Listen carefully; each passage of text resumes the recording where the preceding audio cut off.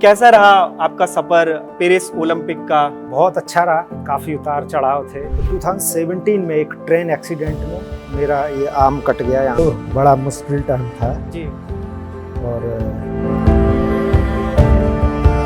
Sympathy नहीं चाहिए। प्रधानमंत्री जी से मिलके तो मज़ा आता है जब देश का प्रधानमंत्री बोल रहा है कि हार जीत की चिंता मत करो, तुम जाओ खेलो। पैरा ओलंपिक के दीवाने बनाते नए हसीन ख्वाब।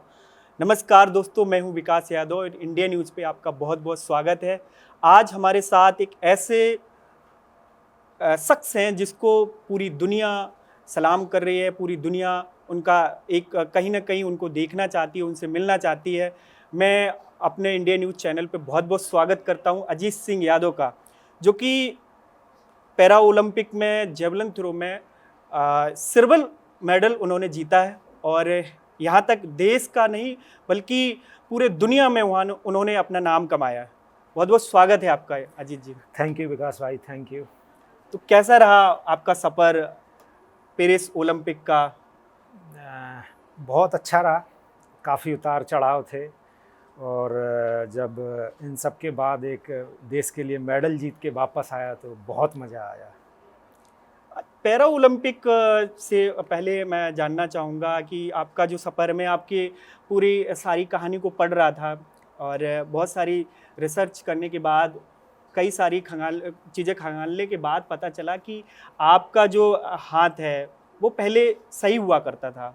तो इसके पीछे की पूरी कहानी क्या है, कैसे शुरुआत जेवलिन की हुई और यहाँ तक कैसे पहुँचे आप? एक लंबी स्टोरी है बट शॉर्ट में बताए दे रहा हूँ जी, अब डिटेल में बताइए, पूरा हम जानना चाहते हैं पूरा।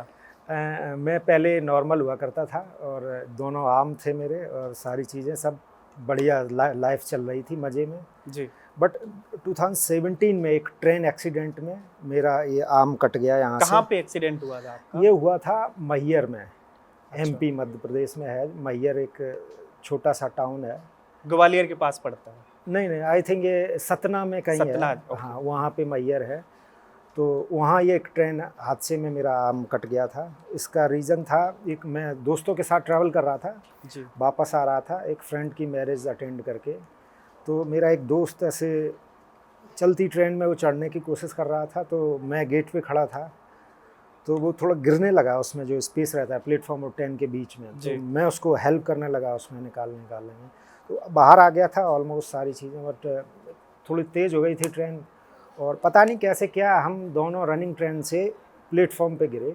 बट वो रोल करता हुआ ऊपर साइड में चला गया। मैं उसमें जो स्पेस रहता है थोड़ा सा उसमें नीचे प्लेटफॉर्म और ट्रेन के बीच की जो हाँ, दूरी होती है उसमें आप चले गए, उसके अंदर उसमें मैं गिर गया और वहीं पे ये पूरा अलग हो गया, ऑन स्पॉट अलग हो गया था। और कई मल्टीपल इंजरीज थी। हिप मेरा डिसलोकेट हो गया था, रेप्स, स्कैपुला, बैक, हेड, मतलब बहुत ज़्यादा था, इंजरीज बहुत ज़्यादा थी।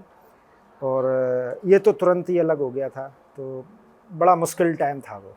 आप जब आपका हाथ अलग हुआ, आप अपनी आंखों से देख पा रहे थे या बेहोश हो चुके थे? मुझे उस टाइम की सारी मेमोरी ब्लर है। ऐसे जब कोई सपना देखते हैं तो कच्ची नींद से ऐसे कोई उठा दे तो फिर मैं कुछ ऐसे सोच रहा था, वो था ऐसे करके थोड़ा सा रिलेट हो पाता है, ज़्यादा क्लियर समझ में नहीं आता है। इस टाइप से 12-15 घंटे की सारी मेमोरी मुझे ऐसे ब्लर टाइप से है। बट मैं उस टाइम पे एक पूरा सबको पहचान ले रहा था, सारा कुछ बता पा रहा था, सारी चीज़ें थी। और ड्यूरिंग द एक्सीडेंट 12-15 घंटे में, बट मुझे याद ज़्यादा कुछ नहीं है उस टाइम का। अच्छा, मैं अजीत जी, सबसे पहले आपकी शुरुआत ज़िंदगी से जो कैसे शुरुआत हुई आपकी जेवलिन तक, क्योंकि मैं जहाँ तक जानता हूँ आप जिस क्षेत्र से आते हैं उस क्षेत्र में जेवलिन का नाम बहुत कम लोग जानते हैं और कहीं ना कहीं वो अगर जानते भी हैं तो भाला फेंक के नाम से जानते हैं। जेवलिन एक अंग्रेजी शब्द है, उस अंग्रेजी शब्द को लोग इतने जल्दी समझ भी नहीं पाते हैं। अभी भी गांव में अगर आप किसी को बता दोगे कि ये जेवलिन थ्रो खिलाड़ी है तो वो कहेंगे अच्छा होगा कुछ। अगर आप उनको भाला फेंक बताते तो एक बार वो अंडरस्टूड कर पाते कि हाँ कहीं ना कहीं ये भाला फेंक खिलाड़ी है। हाँ बिल्कुल, जिस क्षेत्र से मैं आता हूँ वो राजनीतिक क्षेत्र है, वहाँ राजनीति बढ़ चढ़ के बोलती है जी। और ये मेरे लिए काफ़ी चैलेंजिंग था। चैलेंजिंग इन द सेंस वहाँ पे कोई ऐसे स्पोर्ट्स का इन्वायरमेंट नहीं है। फैसिलिटीज़ हैं सारी, अगर आप सैफई और इटावा में देखें तो बहुत सारे स्पोर्ट्स कॉम्प्लेक्स, स्टेडियम वगैरह बने हुए हैं, बट वहाँ के जो आसपास के लोग हैं कभी नहीं जाते उसमें, उन्हें अपना राजनीति और उससे फुर्सत कम है। जब उससे तो आपने फुर्सत जैसा मिलेगी। बताया आप इटावा से आते हैं, इटावा हर कोई जानता है मुलायम सिंह यादव की वो कर्म भूमि, वो जन्मभूमि, जहाँ से उन्होंने एक शिक्षक के तौर पे शुरुआत की थी और उसके बाद वो देश के एक रक्षा मंत्री भी रहे, उसके बाद उन्होंने उत्तर प्रदेश के मुख्यमंत्री भी रहे। तो वो राजनीतिक क्षेत्र तो बिल्कुल है, बट आपने कैसे अलग सोचा कि आप जेवलिंग में जाना चाहेंगे? जैसे श्रद्धेय नेताजी ने एक राजनीति का माहौल खड़ा किया है वहाँ। राजनीति जब नेताजी ने जब शुरुआत की, उसके बाद बहुत सारे राजनीतिक गए हैं और कई बड़े बड़े नेता रहे हैं वहाँ से। तो मैं चाहता हूँ कि मैं अपने क्षेत्र में स्पोर्ट्स को ऐसे ही, हमारे इस मेडल से लोगों में एक जोश आए, आगे चल के वहाँ ऐसे ही राजनीति के समकक्ष एक स्पोर्ट्स का माहौल बने। मेरा यही प्रयास है, मैं इस पे काम करना चाहता हूँ। बिल्कुल, बहुत अच्छा है ये। और आपके क्षेत्र में अगर ऐसा कुछ बदलाव अगर आप लाते हैं तो मैं समझता हूँ ये आपके लिए नहीं बल्कि क्षेत्र के लिए और वहाँ के आसपास के लोगों के लिए बहुत बड़ी अनुभूति होगी। आपकी स्टार्टिंग की अगर मैं शिक्षा की बात करूँ तो कहाँ से हुई, कैसे स्टार्ट हुआ? स्टार्टिंग तो वहीं, मैं गांव में रहता था, फैमिली पूरी गांव में थी, तो वहाँ गांव के स्कूल में 8वीं 10वीं तक मैंने कंप्लीट किया वहाँ। उसके बाद +2 के लिए मैं इटावा में एक GIC, जो आपका जिला इटावा का भरतना एक तहसील पड़ती है, उसमें आपका सामो नंगला बिदी का, हाँ वो नंगला विधि सामो हमारा गांव है, वहाँ से मैंने 8वीं कंप्लीट की। फिर एक कुदरकोट टाउन है छोटा सा, जो तो औरैया जिले में पड़ता है। औरैया में पड़ता है, वहाँ से मैंने 10th कंप्लीट किया है, राष्ट्रीय किसान इंटर कॉलेज करके जो स्कूल है। फिर मैं 11th 12th के लिए इटावा आ गया था GIC में, GIC कॉलेज। हाँ, तो वहाँ पे मैं NCC वगैरह करता था, पढ़ाई लिखाई चल रही थी, थोड़ा स्पोर्ट्स में भी इंटरेस्ट रखता था। मुझे ये मेरा टारगेट ये था कि आगे चल के मुझे जॉब लेनी है डिफेंस वगैरह में, आर्मी पुलिस, इस तरीके से रनिंग वनिंग ये सारी चीज़ें करता रहता था। अपना खेल कूद थोड़ा बहुत कुछ कर लिया, कोई डिस्ट्रिक्ट लेवल की या तहसील या ब्लॉक लेवल का कोई स्कूल लेवल का टूर्नामेंट है, पार्टिसिपेट कर लिया अपने, कि ये सर्टिफिकेट आगे चल के हमें उसमें हेल्प करेंगे जॉब में। तो उसमें होता है कि NCC अगर आप कर लेते तो 5 नंबर की आपको छूट मिल जाएगी। तो ऐसे ही मैं भी सारे नंबर अपने इकट्ठा कर रहा था। बट उसी टाइम में एक मेरे कज़िन ब्रदर हैं सुधीश, तो उन्होंने हमें, वो ऑलरेडी ग्वालियर उसमें स्टडी कर रहे थे, तो उनसे मेरी बातचीत हुई ऐसे करके, और मेरे अंकल जी उनसे बातचीत करके उन्होंने गाइड किया कि तुम स्पोर्ट्स ये करते हो, तुम ग्वालियर ट्राई करो उसमें। वो एक LNIP लक्ष्मीबाई इंस्टीट्यूट है, वहाँ जाओगे तो वहाँ आपको BPEd MPEd और ये खेल वाली सारी चीज़ें आपको हेल्प करेंगे। मिलती है वो एजुकेशन जो मिलती है वो खिलाड़ियों के लिए है वहाँ पर, जैसे आपने डिग्री बताई BPEd। खिलाड़ी प्लेइंग और स्टडी दोनों एक साथ वो कराते हैं, जो कि फिजिकल एजुकेशन टीचर तैयार करते हैं, BPEd, और उसके बाद MPEd है, फिर उसमें PhD वगैरह भी सारा चीज़ें हैं। तो मैं वहाँ गया ट्रायल देने, मेरा सिलेक्शन हो गया। पहले यंग था, उतना जानकारी तो नहीं थी, मैं चलता रहता था वहाँ पे सारे गेम खिलाते रहते हैं, और एक में आपका स्पेशलाइजेशन रहता है। तो मैं एथलेटिक्स में स्पेशलाइज्ड हूँ, और मैं जेवलिन भी करता था, डिस्कस भी करता था, रनिंग भी करता था, फुटबॉल और ये सारी चीज़ें तो वहाँ सिखाई जाती हैं ऐसे करके। फिर धीरे धीरे मुझे लगा कि खेल में ज़्यादा कुछ रखा नहीं है, मुझे पढ़ाई की तरफ स्विच करना चाहिए, और मैंने अपने जो स्पाइक्स थे वो उसमें टांग दिए खूंटी पे कि अब बस पढ़ाई हो गया, खेल कूद, पढ़ाई पे फोकस करें। और थोड़ा कुछ खेल नहीं खेलना है, पढ़ाई पे फोकस करना है। खेल को अपना एज ए पार्ट टाइम रखें, और हॉबी, बस हॉबी, हाँ, फिजिकल फिट रहें, फिजिकल फिट रहें। और जो चीज़ें मुझे उसमें बताई गई थी कि एक PT टीचर के लिए, फिजिकल टीचर के लिए जो ज़रूरतें हैं, वो एक स्कूल में जाता है, सारे गेम खिलाता रहता है, तो इन सब की प्रिपरेशन के हिसाब से मैं उसी माइंडसेट से अपना आगे की तैयारी करने लगा। तो चलती रही तैयारी। फिर 2017 में मैंने एक रिसर्च प्रोजेक्ट था, तो उसमें एज ए रिसर्चेंट काम किया, मैंने रिसर्च असिस्टेंट काम किया। ये सरकारी नौकरी थी या प्राइवेट नौकरी? एक नहीं, कॉन्ट्रैक्चुअल था, इंस्टीट्यूट में ही थी। अच्छा। उनके अंडर में एक प्रोजेक्ट आया, उस पर काम करना था उन्हें, तो मैं एज ए रिसर्च असिस्टेंट उसमें काम करने लगा, और सब कुछ ठीक था। 25-30 हज़ार रुपये मिलते थे मंथली के, ये किस समय की बात है? ये 2017 की 17 की। 23-24 साल का था मैं, बढ़िया। उस समय हर किसी मीन्स अपना जो एरिया है, जो कानपुर मंडल है, उस मंडल में बहुत रोजगार का एक बहुत हाँ, बड़ा मुद्दा है। और मैं बड़ा कॉन्फिडेंट था, अपना 2-4-10 हज़ार रुपये घर भेज दिए कभी ज़रूरत पड़ी, और बाकी अपने खर्च करते थे, आराम से ज़िंदगी जी रहे थे, और काफ़ी अच्छी चल रही थी लाइफ। सडन से 2017 में एक्सीडेंट होता है, जो आपका जिसमें आपने अपना हाथ खो दिया। हाँ जी। और वही जो अभी कहानी बताई थी जी। फ्रेंड को हेल्प करते टाइम, वहाँ से सारी चीज़ें बदल गई मेरी लाइफ में। वो काफ़ी, जब आपका एक्सीडेंट हो गया उसके बाद घर वालों को कब पता चला, कैसे पता चला कि लड़के का एक्सीडेंट हो गया है? हमारे दोस्त साथ में थे जब उन्हें एक्सीडेंट, एक वो जब मैं जिसको हेल्प कर रहा था वो लड़का और मैं वहीं स्टेशन पे मतलब नीचे गिरे थे, बाकी सारे जो 3-4 लोग और थे, 5 लोग, वो उसमें ट्रेन में बैठे चले गए आगे। ओके। ट्रेन तेज थी चलती चली गई ट्रेन। फिर उन्हें उसमें से एक लड़के ने ये पूरा इंसिडेंट रिकॉर्ड कर लिया, रिकॉर्ड नहीं लाइव देखा है अपने आंखों से। वो पीछे खड़ा था मेरे, वो हो करता, तब तक तो काम तमाम। फिर उसने इन्फॉर्म किया जो साथी और थे 4-5 लोग, उनको बताया, फिर उन्होंने बातचीत की, टीटी को बोला, इसको बोला, तब तक तो 5-10 मिनट हो गए थे, ट्रेन पहुंच गई 20-15 किलोमीटर आगे।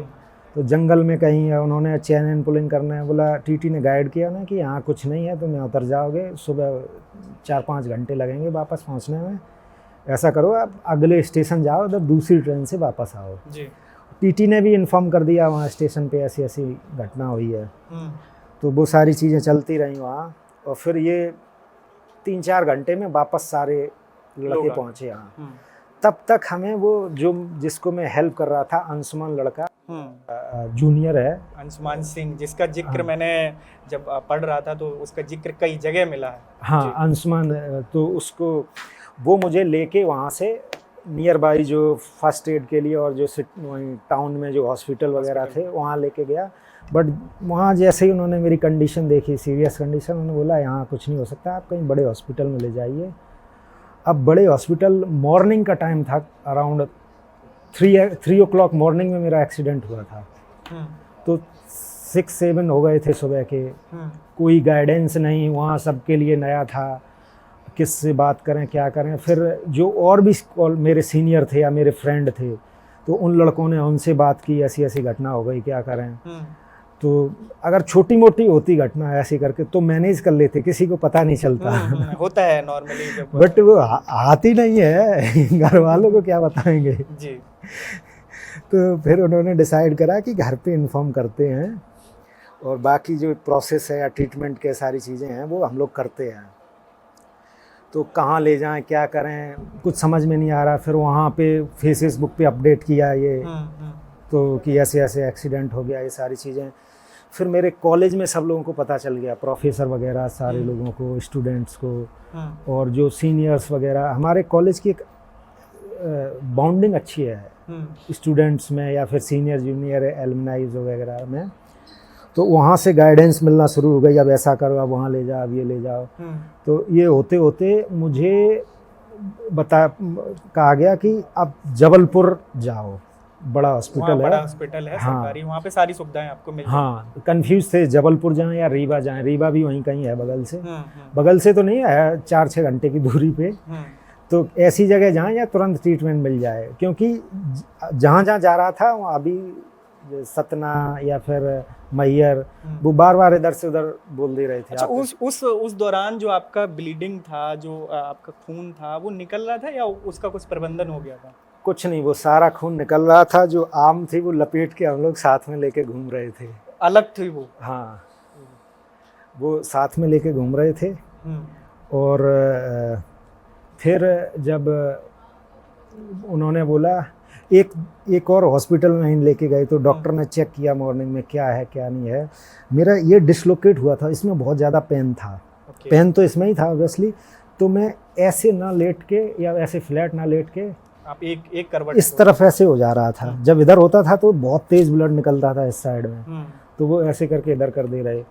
तो डॉक्टर से गया, डॉक्टर एक दूसरे हॉस्पिटल में गया, जब सारे वो आ गए लड़के मिल के, 5-6 घंटे हो गए थे, डॉक्टर इधर से उधर पलट रहा, ये कर रहा वो कर रहा, तो मैंने उसको गाली सुनाई। क्योंकि दर्द हो रहा था उस समय। दर्द हो रहा था, मुझे कुछ पता नहीं, मैं भयंकर गाली दी उसको, कुछ भी बक रहा हूँ मैं। डॉक्टर भड़क गया, ले जाओ उसको, ये है वो है करके। उस परिस्थिति में भी वो डॉक्टर, आप तो पेशेंट हैं उस समय। हाँ, अब उसकी भाई ईगो हर्ट हो गई है, अब कैसे क्या, पेशेंट है, डॉक्टर भी भगवान है भाई। अब दर्द हो रहा था, नहीं समझ में आया। फिर वो मुझे वहाँ से लेके गए, सारे मिलके फिर एक एम्बुलेंस ढूंढी, वहाँ से लेके गए जबलपुर। 5-6 घंटे उसमें लग गए। एम्बुलेंस में क्या हुआ, मुझे ब्लड मिल गया, तो वो उन्होंने लगा दिया, इधर से ब्लड आ रहा है, इधर नीचे निकल रहा। हाँ, तो उस ब्लड ने बहुत हेल्प की, नहीं तो दिक्कत हो जाती। दिक्कत तो खैर हो ही गई थी और तमाम हो जाती चीज़ें। तो वहाँ पहुँचे, उन्होंने ट्रीटमेंट शुरू किया। अब ट्रीटमेंट के बाद बोल रहे 2 लाख के आसपास रुपए जमा करो, तो वहाँ सब ये स्टूडेंट टाइप से ही थे, किसी पे हाँ इतना ज़्यादा बजट तो था लेके नहीं चलता है। हाँ, तो इमीडिएटली फिर जो सीनियर्स थे उन्होंने डाला पैसा, या हमारे रिलेटिव्स ने पैसा, ऐसा करके ट्रीटमेंट शुरू हुआ।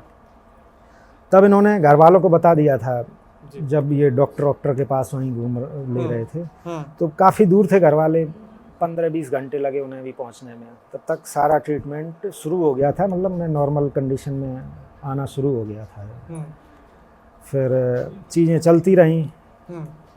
डॉक्टर ने, ये डिसलोकेट था, डॉक्टर ने बोला कि ये काम करना बंद कर सकता है पैर, तो ये जब वो हो जाए तो इसको देखना, फिंगर्स अगर चल रही हैं तो ठीक है, नहीं तो ये आपका पैरालिसिस वाली कंडीशन आ सकती है। वो साइटिका नर्व्स रहती है, वो शायद ब्रेकर्स वगैरह में प्रेस रेस हो गई होगी, तो ये ज़्यादा संभावना है। वही कहावत है, जिसको राखे साइया न मार सके न कोई। तो ऊपर वाले की कृपा थी, सब सही चला। ट्रीटमेंट चलता रहा। फिर आप कितने समय के बाद सही हो गए? ट्रीटमेंट तो चला, और फिर जब मैं उसमें अंदर ऐसे ही कुछ, जब ये मैं हॉस्पिटल पहुंच गया, जब सर्जरी के लिए ले जा रहे थे वो लोग, डॉक्टर ने बोला कि हमें पेशेंट को बताना होगा कि ऐसे ऐसे ये सारी कंडीशन है उसको, कि मैं सर्जरी करूंगा ये सब, तो बिना इसके नहीं कर सकता मैं। उसके पीछे उसमें कुछ उनका प्रोटोकॉल रहता होगा, ठीक है। तो हमें बताया गया मुझे। अब मैं उसमें लेटा था ऐसे, अच्छा सा सीलिंग वीलिंग कर्टन वर्टन लगे, मैं देखा, आँख खोली, कहाँ आ गया एकदम ये बढ़िया सी जगह में। आईसीयू का भी वार्ड था, उसमें अच्छी जगह में लेटा हूँ। तो अब उसमें से कोई बताने ना आए मुझे क्या हो गया क्या हो गया, कौन जाए बताए, ऐसे करके मुझे भी कोई आइडिया नहीं, मतलब याद नहीं है ऐसे क्या।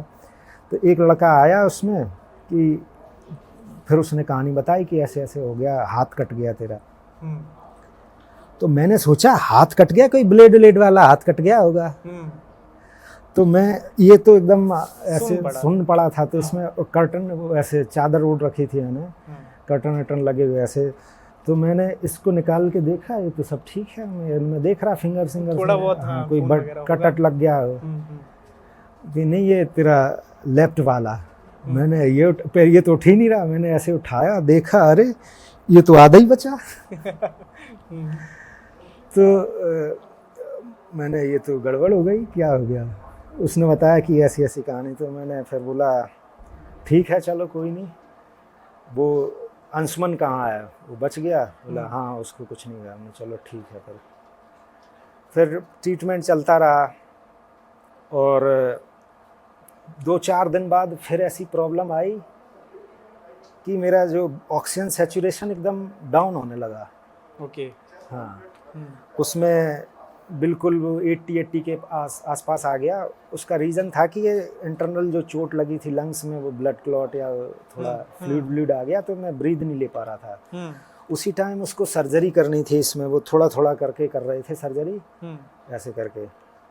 उन्होंने इसमें से ऐसे ऑपरेशन थिएटर में घुसा, इधर से ले गए, उधर से ऐसे फिर पार्किंग में लगा दी लाके गाड़ी, बेड कि अभी नहीं हो सकती है। बोला क्यों, क्या हुआ? कि वो ऐसे ऐसे बताया कहानी कि ये है, अगर मैंने एनेस्थीसिया दिया तो वापस नहीं उठ सकता है। तो पता चला, हमने चलो शायद कुछ ऐसे होगा। फिर शाम तक मुझे ब्रीदिंग में बड़ा प्रॉब्लम हो रही है, ब्रीद नहीं कर पा रहा हूँ मैं, बहुत तेज ऐसे ऐसे हो रहा है, और मेरी आँख ऐसे क्लोज होती जा रहे हैं ऐसे। तब मुझे लगा अब मामला टाइट है, अब निपट सकते हैं। ये देसी भाषा है जिसमें कि अब निपट जाओगे बेटा। हाँ। तो हमने नहीं, ऐसे जाना नहीं है। और मुझे याद है वो बड़ा डिफिकल्ट मोमेंट था लाइफ का। उसमें मैं देख पा रहा हूँ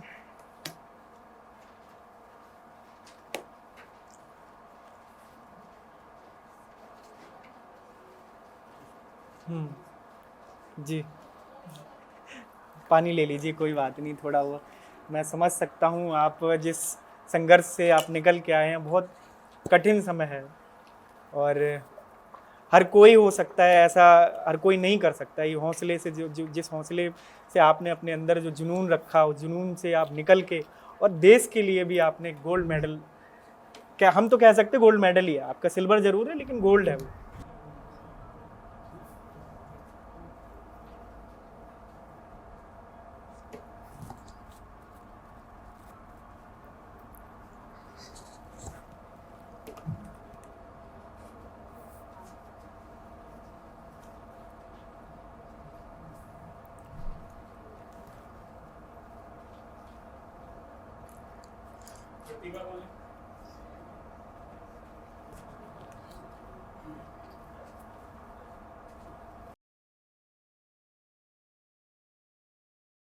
मैं देख रहा मेरी फैमिली,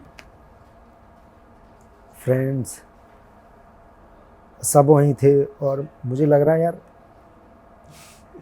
क्या होगा।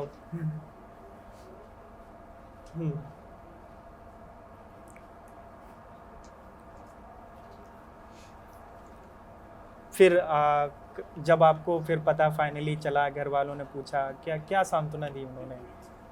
मेरे रिलेटिव्स में, और मेरे एक कज़न ब्रदर भी, थोड़ा ऐसे रिलेटिव, मासी का लड़का, उसका ट्रेन एक्सीडेंट से डेथ हो गई थी उसी टाइम, मतलब 2-3 साल पहले। तो और भी कई, मेरा जो गांव है वो रेलवे ट्रैक के पास भी है, बिल्कुल पास में। हाँ जी। तो मैंने अपनी आँखों से लाइफ में कई ऐसे एक्सीडेंट देखे हैं, लोगों को ऐसे ही गिरा और वो गिरते हुए, मैंने आँखों से लाइव एक्सीडेंट देखा है। कभी मैंने ये नहीं सोचा था मेरा ट्रेन से ऐसा हो सकता है, आपके साथ सेम घटना हो सकती है। हाँ, मैं बहुत छोटा सा था तब से, वो जो मेमू लोकल ट्रेन हमारे इधर आती जाती है, मैं उसमें अकेला चलता था इतनी छोटी एज से ही ऐसे करके, और कई सारी ये चीज़ें थी फैमिली के लिए। जब मैं उनके लिए ज़िंदा था या वापस ऐसे हूँ, तो ये बहुत बड़ी चीज़ थी उनके लिए। और मैंने भी रियलाइज़ करा कि यार बच गया, जो कंडीशन थी वहाँ इम्पॉसिबल था, मतलब बच पाना। क्योंकि ब्लेड जब आपका पूरा निकल गया तो फिर आदमी कैसे सरवाइव करेगा, ये बहुत, और भगवान ने आपको एक नई जिंदगी, मुझे 12-15 घंटे कोई ट्रीटमेंट नहीं मिला, वो सिर्फ ब्लड का ही मिला था और कुछ नहीं था। 3-4 घंटे, 4 घंटे तो वो आम हाथ में लिए हम घूमते रहे वहाँ, कि शायद ये जुड़ जाए दोबारा, जुड़ जाए, क्या हो क्या ना हो। बट डॉक्टर ने बोला ये आम इधर ही छोड़ो, इसकी जान बचाओ, पहले कोई बड़े हॉस्पिटल में ले जाओ, ऐसी करके कहानी थी। फिर आपका पूरा इलाज जबलपुर में ही चला, और काफ़ी टाइम जबलपुर में चला।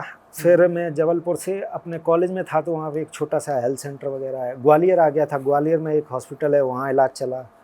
फिर कॉलेज में एक हेल्थ सेंटर है, उसमें फिर बेसिक सा ट्रीटमेंट था, वो ड्रेसिंग जब आपका हो गया था ऑपरेशन वगैरह, उसके बाद जो ड्रेसिंग जैसे आपने बताया वो वगैरह सब हो जाती थी वहाँ पे।